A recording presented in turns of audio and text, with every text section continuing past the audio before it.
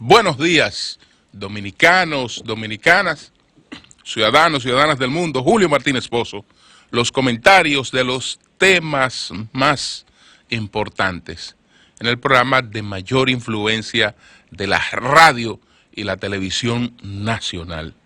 En este miércoles 23 de enero del año 2019, buenos días a todo el equipo del Sol de la Mañana.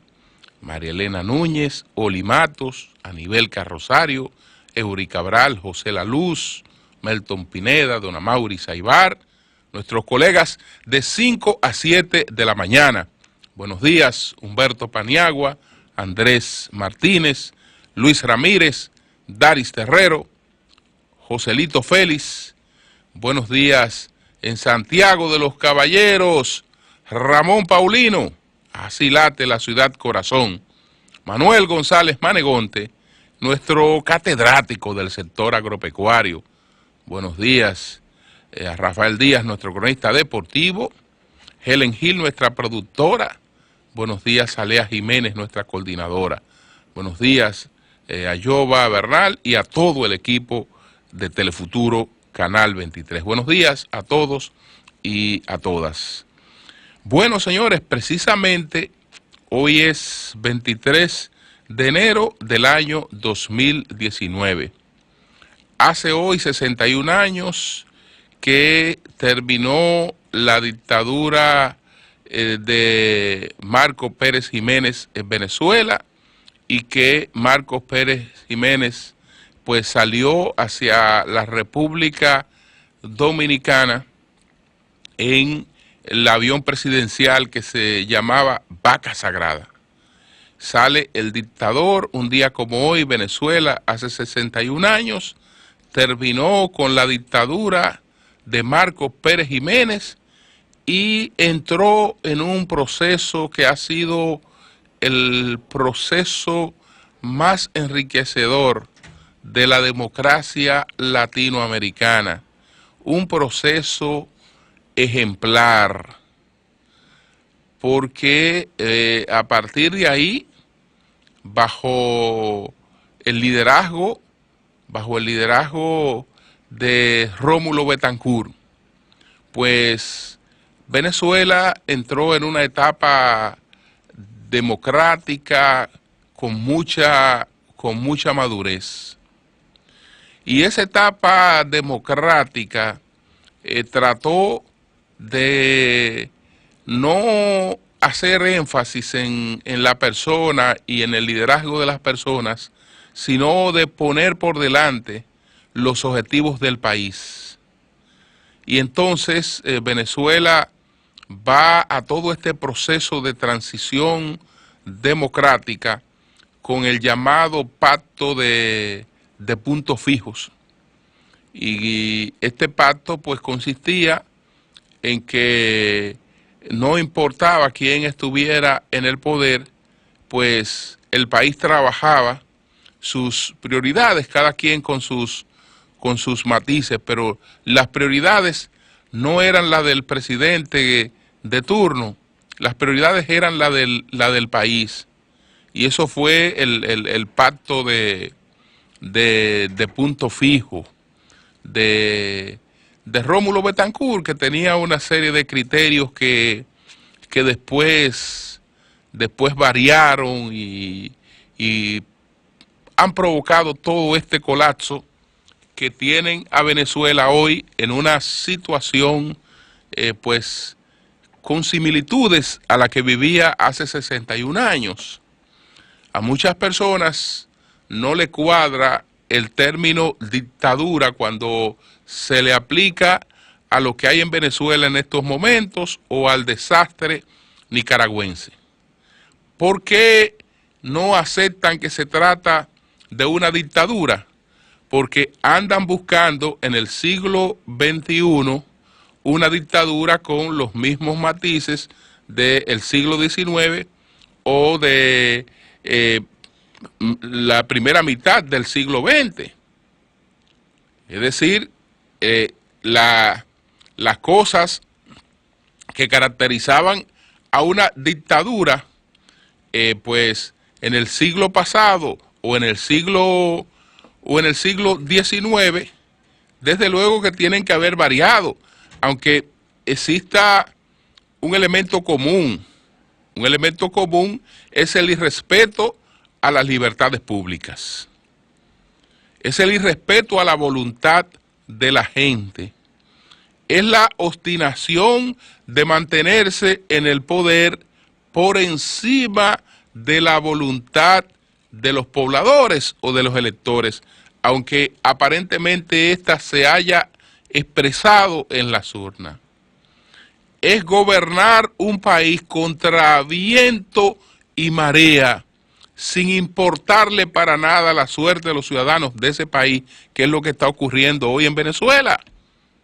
Entonces, no me vengan diciendo que no hay dictadura, porque el esquema que tenemos mental de una dictadura, pues incluía cosas que hoy en el siglo XXI no pueden darse en ninguna parte del mundo. No pueden darse. El hecho de que, por ejemplo, nosotros mismos como padres, como padres en nuestras casas donde hay un padre responsable y una madre, unos padres responsables, hay orden. Hay orden donde hay unos padres responsables. Hay orden. Ahora, no me vengan a comparar lo que es la existencia del orden hoy con lo que era la existencia del orden en el pasado. Porque en el pasado un padre que permitía que un hijo llegara a las 2 de la mañana era un sinvergüenza. Era un sinvergüenza si permitía que el hijo llegara a las 2 de la mañana. Oh. ¿Y a qué hora se visten hoy los adolescentes para salir a cualquier actividad? Entonces hay una variación en todos los sentidos. Es decir, una dictadura hoy usted no me la puede comparar con la dictadura de Trujillo, por ejemplo. No, es que ya esos son cuestiones que correspondieron a la época en la que existieron. Hoy vivimos otra época en la que hay cosas que son inevitables, porque ¿y cómo impide la dictadura que la gente se exprese a través de las redes sociales, por ejemplo? ¿Cómo lo impide una dictadura? No, antes eso era totalmente imposible. Entonces, hay matices distintos, pero el hecho de que haya matices distintos no quiere decir que no exista una dictadura. Y entonces, algunas similitudes, porque el golpe contra Marco Pérez Jiménez se produce después de un plebiscito en lo que se ratificó o se aprobó la extensión contra la voluntad ciudadana del mandatario del mandato de Pérez Jiménez. Es decir, que Venezuela saca a Pérez Jiménez cuando el perejimenismo se entendía que se iba a eternizar. Cuando lo contrario de presentar posibilidades de irse, el perejimenismo entonces parecía que se iba a extender, que esa pesadilla se iba a prolongar. Entonces ocurre eso. Es decir que en enero empieza Pérez Jiménez la extensión de su mandato. En enero también se dan algunas rebeliones en estamentos militares en Venezuela. Y ustedes saben que esas rebeliones en estamentos militares fueron sofocadas. Fracasaron. Ahora, lo que no fracasó fue la salida de Pérez Jiménez, porque todos esos acontecimientos lo que marcaron fue el principio del fin. el principio del fin, y tuvo que largarse Marco Pérez Jiménez, como va a tener que largarse Nicolás Maduro. Hoy Venezuela sale a las calles y sale a proclamar el derecho que tiene a vivir en libertad. Sale a proclamar el derecho que tiene a vivir en democracia. Sale a proclamar el derecho que tiene a vivir sin una inflación de 1.000.000%. Sale a proclamar el derecho que tiene a encontrar medicinas y a encontrar alimentos. Sale a proclamar el derecho que tiene a hacer la casa de los venezolanos que están corriendo hacia donde quiera, de manera desesperada, insoportable. Y el mundo tiene que seguir respaldando ese esfuerzo que está haciendo Venezuela por vivir en libertad, y que hoy tiene que expresarse masivamente. Hoy tiene que expresarse masivamente contra el miedo. Sé que ya bastante sangre le ha costado a los venezolanos el querer, pues, disfrutar de cosas que deben ser elementales. Pero eso no debe detener, pues, el deseo de vivir en libertad, porque entre más tiempo se espere, será peor. Será peor la cantidad de muertos, será peor todo. Absolutamente todo será peor. Entonces, yo creo que el reconocimiento, ya no solo la moción que se aprobó en la OEA, de desconocimiento de la legitimidad del gobierno de facto de Maduro. El mundo tiene que reconocer, como lo está reconociendo, al presidente provisional, que es el presidente de la Asamblea Nacional, el presidente Guaidó. Debe reconocerlo. Y pronto en Venezuela debe haber una convocatoria a elecciones. Y ojalá que los venezolanos repitan en lo que salen de esta transición la colocación de los objetivos del país por encima de todas las cosas. Si hay algo bueno que se ha producido con el liderazgo emergente del presidente provisional, del presidente Guaidó, es que él no ha puesto su figura por encima de las cosas, sino que el protagonista ha sido la Asamblea Nacional. Y todas las actividades que ha llevado a cabo son actividades en las que lo institucional se está colocando por delante. Entonces, estamos con Venezuela, y ojalá que esta demostración del día de hoy marque el principio de la retirada de esa dictadura, y que lo propio ocurra con la dictadura nicaragüense, con esa vergüenza que vive Nicaragua, después de haber pretendido vivir en libertad. Termina en pleno siglo XXI con una cuestión anacrónica. Un gobierno de un presidente y sus hijos y su familia. Eso es una cuestión totalmente anacrónica, vergonzosa, que ya lleva más de 500 asesinatos.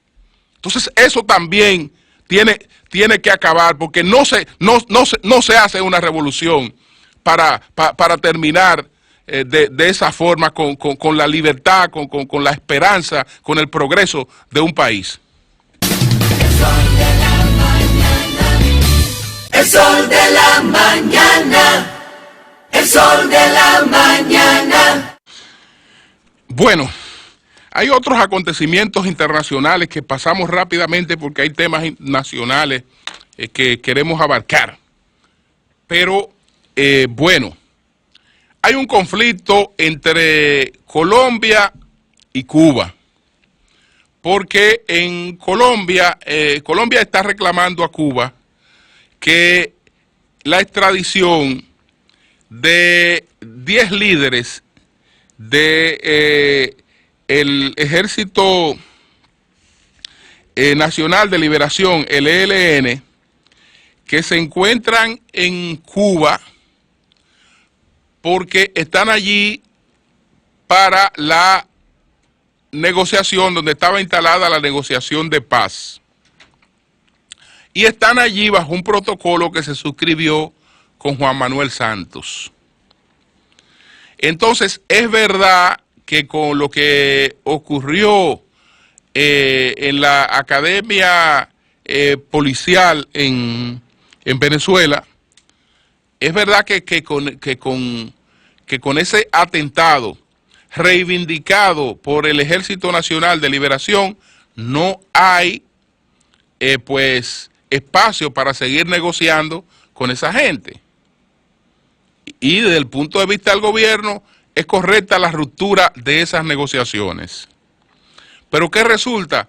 Que las reglas del juego, aunque lo hayan violado los terroristas esas reglas del juego, pues decían que si se producía una ruptura, el país que está sirviendo de acompañante tenía que garantizar la retirada segura de las personas que estaban en un proceso de negociación.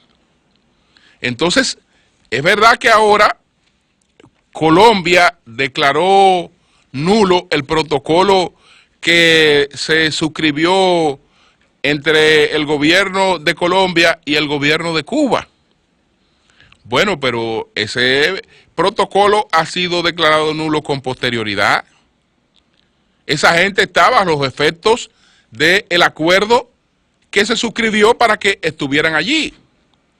Y entonces ese acuerdo compromete al país que está acompañando a una retirada segura de esas personas de ahí. Es decir, Cuba lo que tiene es que desentenderse de esas personas, pero no puede entregarlo en extradición. Desde ese punto de vista creo que Cuba tiene razón. Entonces, por otra parte, ya cuando el cierre del gobierno en Estados Unidos iba por la tercera semana, estábamos hablando de pérdidas sobre los 3.600 millones de dólares. Estamos en la cuarta semana. 32, 33 días tiene. Entonces, ¿qué ocurre cuando se cumpla la quinta semana completa? Que las pérdidas estarán por los 5.700 millones de dólares. 5.700 millones de dólares estarán las pérdidas cuando se esté en la quinta semana. Es decir, que Estados Unidos va a perder y está perdiendo lo que muy bien pudiera estar invirtiendo en la construcción de su muro. Y lo está perdiendo a cambio de nada, de una situación totalmente desastrosa, porque ahora esos servidores públicos, pues, ¿qué están haciendo? Más de 850,000. Bueno, apelando a empleos alimenticios. Es decir, literalmente trabajando por la comida, en lo que aparezca. Trabajar por la comida, trabajar por subsistir el día a día. ¿Qué es lo que hay aquí? Aquí lo que hay es que lavar platos, yo lavo platos, yo lo que quiero es mi comida. Ayudo en los supermercados, voy a dar hora de clase, estoy pues taseando en Uber, haciendo lo que sea, está la gente para poderse alimentar, porque ya tiene dos quincenas sin cobrar. Y entonces, lo lamentable es que entiendo que esas quincenas son irrecuperables. Que no es que usted se está preparando para recibir un retroactivo, ¿eh? Entonces, eso es sumamente lamentable. Entonces, miren, la Junta Central Electoral, antes de entrar en el tema de Odebrecht, la Junta Central Electoral ha rechazado una solicitud que hicieron los partidos Alianza País y Opción Democrática. Entonces, yo no me había referido a ese tema porque estaba aguardando con paciencia la decisión que adoptara la Junta Central Electoral. Estaba aguardando hasta dónde pudiera haber llegado la Junta, porque ya la Junta, pues, anteriormente había procedido de manera, pues, inadecuada y de manera contraria a la ley. Porque, repito, eso lo he dicho y ha sido tan categórico que ustedes no han visto a nadie desmintiendo eso. El partido de la señora Minú Tavares Mirabal es un partido que la Junta reconoció por encima de la ley. La Junta Central Electoral anterior, encabezada por el doctor Roberto Rosario, pero cuyo departamento de partidos estaba encabezado, la comisión de partidos, por pues el miembro de la Junta, Eddie Olivares.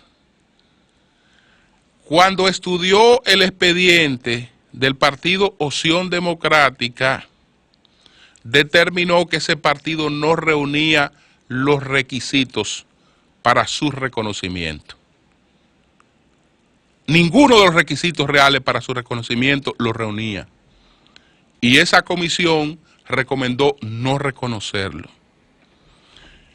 Como el Pleno tiene una comisión para guiarse de lo que esa comisión establece, porque esa comisión es la que hace la investigación, si el informe de esa comisión está diciendo que ese partido no reúne las condiciones para ser reconocido, yo no sé sobre qué base un Pleno puede votar para reconocer algo que su propia ley le está diciendo que no puede ser reconocido. Y la Junta anterior no reconoció ese partido por el informe que le rindió esa comisión. Perfecto. Hay un recurso ante el Tribunal Constitucional, etcétera. El Tribunal Constitucional dispone que la Junta conozca de nuevo sobre el caso de el no reconocimiento a este partido, y la Junta conoce de nuevo. Al conocer de nuevo, esta vez la comisión de partidos encabezada por Carmen Inver Brugal emite un informe similar al de la comisión anterior, es decir, este partido no reúne los requisitos para su reconocimiento. Pero el Pleno esta vez, actuando de una manera distinta, tal vez pensando más bien en los orígenes históricos, que una hija de Minerva, que una hija de Manolo, que esto, que lo otro, vamos a tirar la ley al zafacón y vamos a reconocerle. Tiran la ley al zafacón y reconocen el partido. Bueno, como fueron capaces de eso, pudieran seguir adelante y seguir violando la ley. ¿Por qué? Porque como ella sabe, o ellos saben, pero principalmente ella, que no puede sustentar el reconocimiento de un partido participando sola, aunque tanto la ley anterior como esta ley le exigen que debe participar sola, y desde luego va a perder el reconocimiento, porque ella sabe que no se ganó un reconocimiento, que no se lo ganó, lo va a perder. Entonces la fórmula era ahora de que de una primaria conjunta para esto, que lo otro, que etcétera, una cuestión que no está prevista por la ley. que no está prevista por la ley, porque las alianzas están previstas, no es para primarias. Ya son un proceso de formalización en el que agotan los partidos para la inscripción de candidaturas, no para la celebración de primarias. Entonces, la Junta Central Electoral esta vez, entonces, dijo, bueno, ya hicimos una violación a la ley, no vamos a continuar desacreditando, ¿no? Pues desconociendo la ley.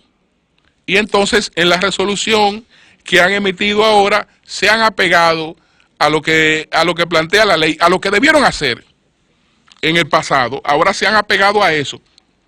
Y entonces esta resolución dice que, bueno, en tal sentido las motivaciones de la resolución establecen que uno de los peticionarios de la presente instancia, el Partido Acción Democrática, no ha participado en ningún proceso electoral de donde le está prohibido expresamente por la mencionada normativa legal y la aliado en las próximas elecciones.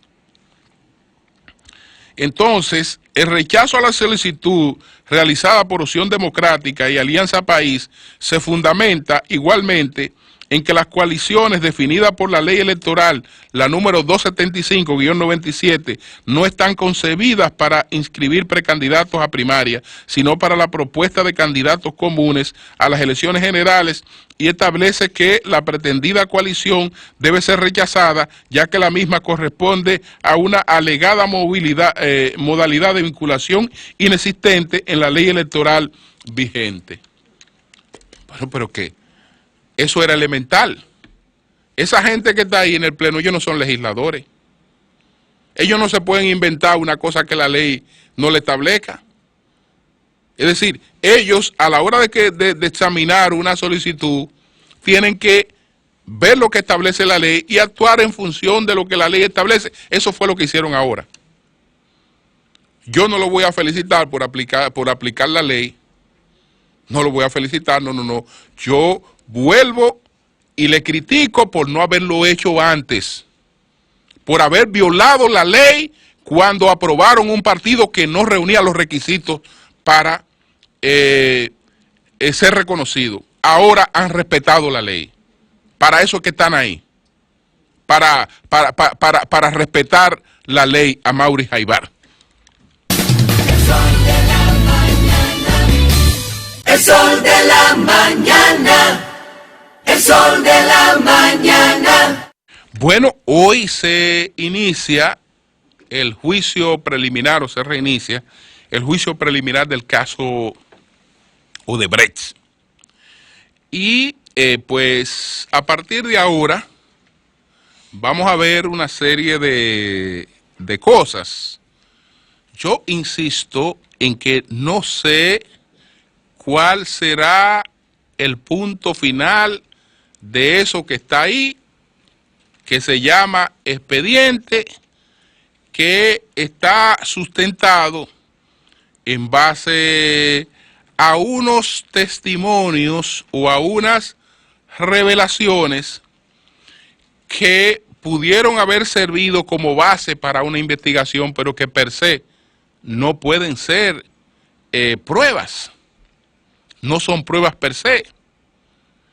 Pero además, unos testimonios que están hechos de una manera no categórica, porque, caramba, una persona que dice que, pues, pudiera ser que como fulano de tal tenía vínculos y era amigo de Perencejo, yo no tengo constancia, pero pudiera ser que por esa amistad él le haya dado algún tipo de colaboración.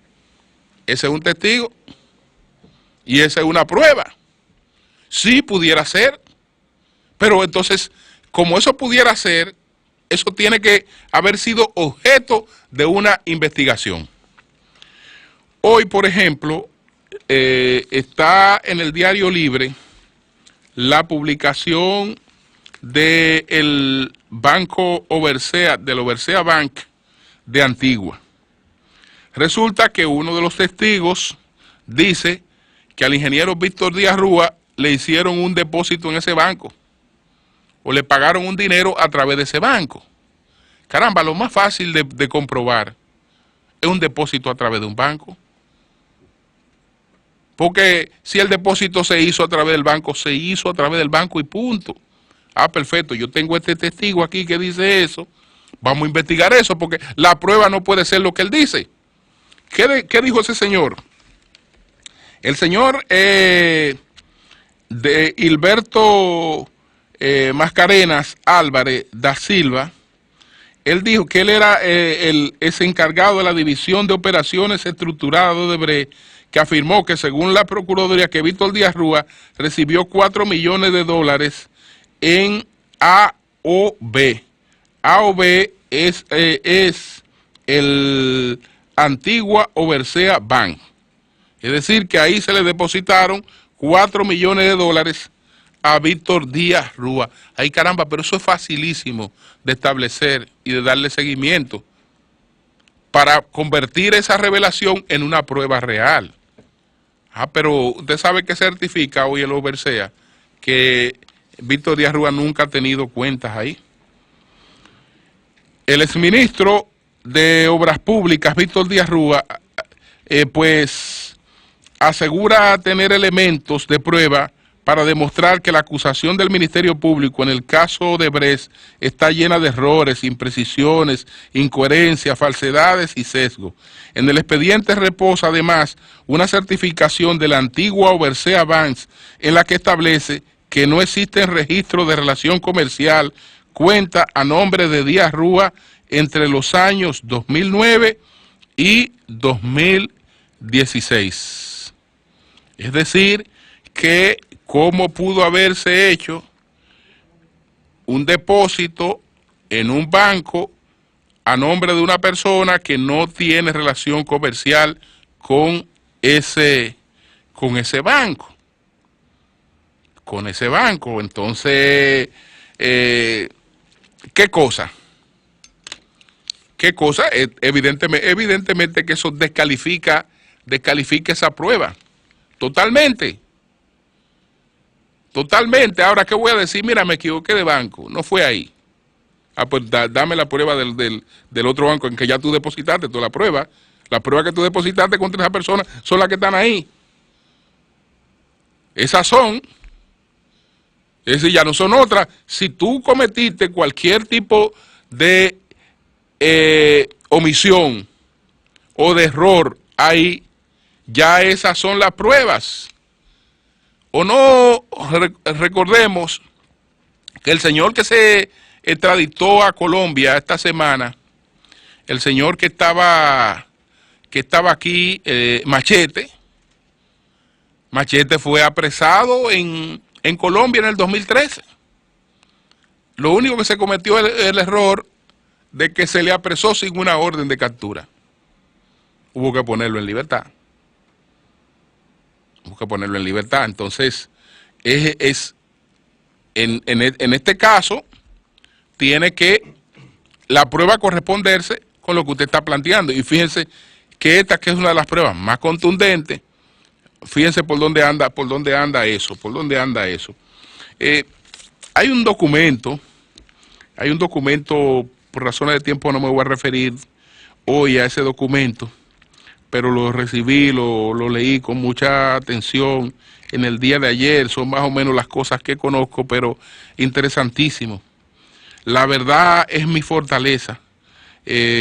Resumen ejecutivo del caso del senador Tommy Alberto Galán Grullón, donde pues se expone toda la acusación contra el senador y punto por punto aparecen esas acusaciones refutadas, pero con argumentos incontrovertibles. ¿Qué va a pasar? La verdad es que no lo sé. Cambio y fuera.